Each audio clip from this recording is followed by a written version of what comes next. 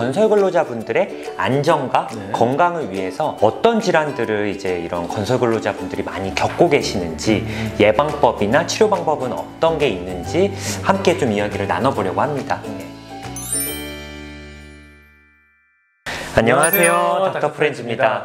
안녕하세요. 저는 내과 전문의 우창윤이라고 하고요. 정신건강의학과 전문의 오진승입니다.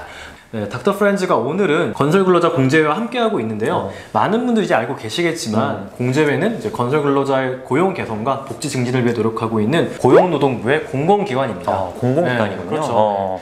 건설근로자분들은 대체로 이제 외부 건설 현장에서 일을 하고 계시잖아요. 아무래도 좀 신체 부담이 높은 작업들이 많고요. 무엇보다도 안전 그리고 건강관리가 참 중요한 직업 중에 하나예요. 예, 그래서 사실 저희가 어떤 질환들을 이제 이런 건설 근로자분들이 많이 겪고 계시는지, 예방법이나 치료 방법은 어떤 게 있는지 함께 좀 이야기를 나눠보려고 합니다. 일단 저는 요즘 계절이 여름이잖아요. 너무 더워요. 아무래도 이제 근로자분들은 이제 야외에서 이제 활동이 많으시니까 맞아. 여름에 주의해야 되는 질환들 좀 이것들에 대해서 좀 이야기를 드리려고 해요. 여름에 주의해야 되는 질환 이렇게 딱 생각하면 일단 열사병. 그렇죠. 열사병이 온열 질환 중에서도 가장 심각한 질환이고요. 예. 원래 더우면은 우리 몸에서는 이 피부 쪽으로 피를 보내요. 야. 피가 열을 품고 있다가 바깥으로 내보내고 그 과정 속에서 이 땀이 나는 거거든요. 그래서 그때 우리 열이 배출이 돼야 되는데 이런 게 안 되는 거예요. 체온은 올라가는데 이 말초로 이 피를 못 보내고 땀이 안 나요. 40도 이상으로 체온이 올라간다. 그러면은 우리 몸의 단백질들이 기능을 좀 잃어버리게 되고요. 의식을 잃고 이렇게 혼수에 빠지고 이런 게 생기게 돼요. 그리고 치료를 하더라도 안 좋은 애후가 있을 수 있기 때문에 사망 확률이 올라가게 되는 거죠. 굉장히 좀 무서운 질환일 수 그렇죠. 있는 거네요. 체온을 네. 어떻게든 낮춰야 될 것 같은데요? 가능하다면은 이제 뭐 얼음물에 몸을 담근다든지 찬물로 몸을 닦으면서 선풍기나 어떤 이제 부채질 이런 걸 해가지고 물이 이제 기화하게 되면은 체온이 좀 빨리 내려가요. 그러니까 이런 방식을 통해서 39도 이하로 낮추는 게 굉장히 중요해요. 뭐 예방법 같은 게 좀 있을까요? 딱 세 가지만 기억하시면 돼요. 어떤 거요? 물, 그늘, 휴식이요. 다 필요할 것 같습니다. 네. 여름에는 우리가 땀을 아주 많이 흘리기 때문에 충분히 규칙적으로 마셔주는 것이 좋아요. 그리고 또 쉬는 것도 1시간 주기로 해서 한 10에서 15분 정도는 햇볕이 없는 그늘막 이런 데나 뭐 차양막에서 이렇게 쉬어주시는 게 좀 건강한 방법이 될 수 있어요. 그리고 또 궁금한 게 여름철에 이제 네. 열사병 말고 또 주의해야 될 것들이 없을까요? 내과 선생님이라 더 잘하실 것 같은데. 아무래도 좀 식중독이 아닐까 싶어요. 제 맞네요, 생각에는. 맞네요. 네. 보온 다습하면은 음식이 정말 잘 쉬어요. 음식이 상하진 않았는지 좀 냄새나 이런 걸 잘 맡아보시고 그리고 또 야외에서 작업을 하시는 만큼 식사 전이나 이제 화장실을 다녀온 이후에 반드시 흐르는 물에 우리가 적어도 20초라고 이야기하거든요. 네. 비누랑 해가지고 흐르는 물에 손을 씻는다. 네, 이게 굉장히 중요해요.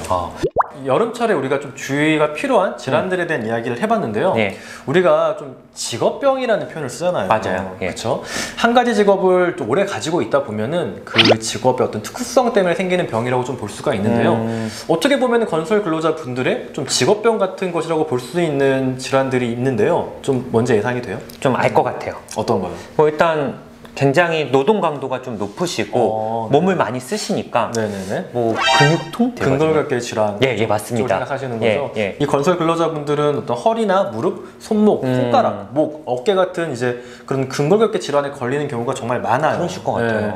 그렇다고 또 일을 안 할 수는 없지만 이 자세를 개선해가지고 신체에 가해지는 부담을 좀 최소화하고 적절한 보조기구를 사용하면은 그리고 또 작업 전에 좀 스트레칭을 하면은 조금 더 우리가 안전하게 작업을 진행할 수가 있거든요.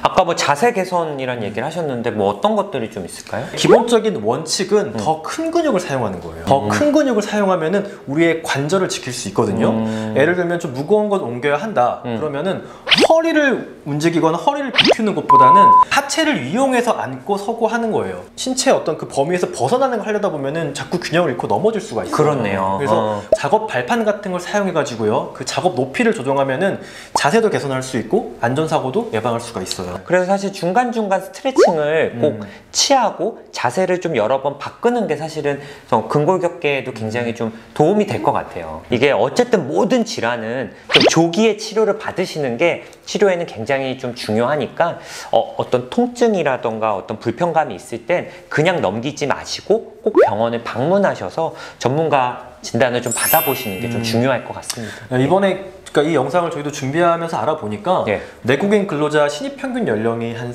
46.8세고요. 전체 평균 연령은 50대라고 해요. 아, 연령대가 좀 높으시구나. 작년 건설 근로자분들의 경우는 또 본인의 건강뿐만 아니라 또 현장의 안전을 위해서라도 건강 관리를 진짜 잘 신경 쓰시는 게 되게 맞아요. 중요할 것 같아요. 네. 예, 예. 우리가 40대만 돼도 좀 노안이 시작된다는 말을 하잖아요. 예, 많아요. 이게 예. 그만큼 나이가 들수록 좀 시각 기능이 좀 변하는 거거든요. 작년 건설 근로자의 경우에는 이제 작업을 할 때 좀 조명을 밝게 해가지고 이제 이런 신체의 노화를 좀 이제 보충해서 좀 잘 볼 수 있게 하는 것도 방법이 될 수 있고요. 예.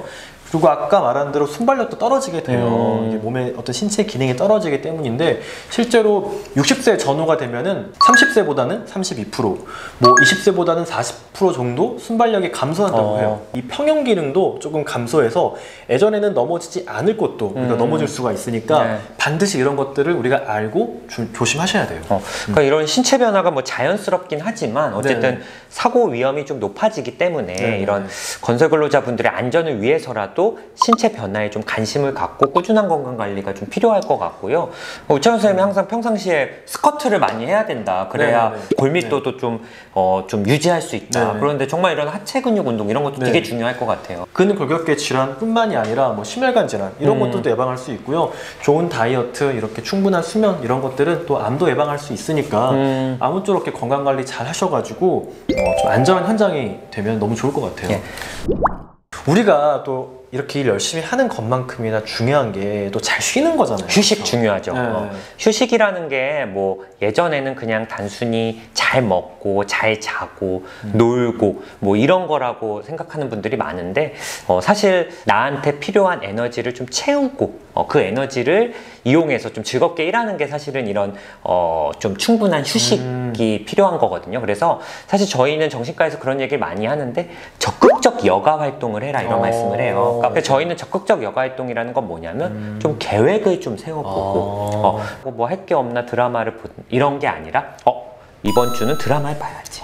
뭐 치킨을 시켜 먹으면서 드라마를 본다거나 그렇게 좀 적극적이고 계획적인 여가를 하면 같은 휴식을 보내더라도 조금 더 만족감 있고 스트레스도 좀 풀린다는 느낌을 좀 받으실 수 있어서 휴식을 취할 때 그런 부분을 좀 생각해 보셔도 좀 좋을 것 같아요. 잘 쉬는 게 그래서 우리 몸 호르몬적으로도 중요해요. 맞아요. 근데 또 그거 못지않게 잠도 정말 중요하잖아요. 수면 정말 네. 중요하죠. 그러니까 사실 진료실에서 네. 정신과 의사들이 항상 물어보는 질문은 환자분께 이번 주는 잠 잘 주무셨나요? 그게 그냥 다른 말 할 게 없어가지고 물어보시는 게 아닙니다, 아니라 아닙니다. 아이스 브레이킹 좀. 예. 수면 부족은 뭐 그냥 잠 못 자서 피곤해 이런 거 떠나서 만성 불면으로 시달린 뇌는 만취한 뇌. 그러니까 술에 취한 상태랑 잠 부족한 거랑 똑같은 거예요. 제가 봤을 때는 진짜 이 수면 건강은 아무리 강조해도 지나치지가 않습니다. 좀 건강한 수면 습관에 대해서도 이렇게 날도 요새 더운데 맞아요. 좀 말씀해 주시면 좋을 것 같아요. 카페인을 조금 좀 줄이시는 게 좀 중요하고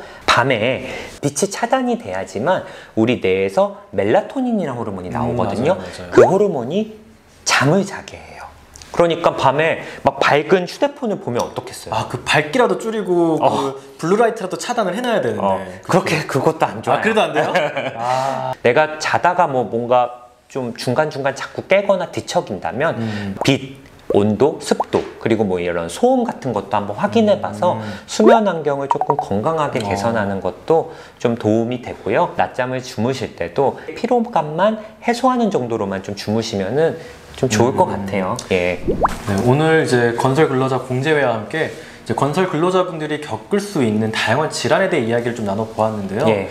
정기적인 건강 검진을 통해서 예방을 하고 그래서 조기 발견을 했을 때 그러면 또 금방 치료가 되잖아요. 정말 금방 치료가 돼요. 맞아요. 네. 예.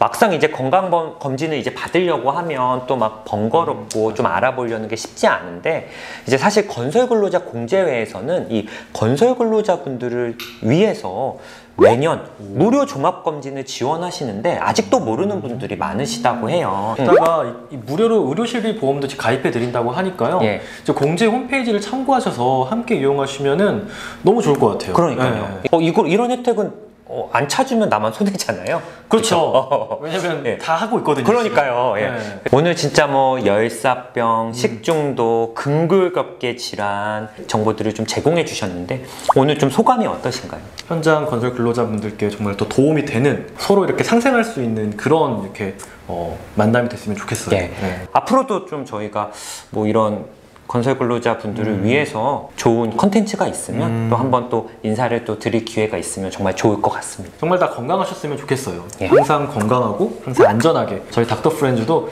건설 근로자분들을 응원하겠습니다. 예. 감사합니다. 감사합니다.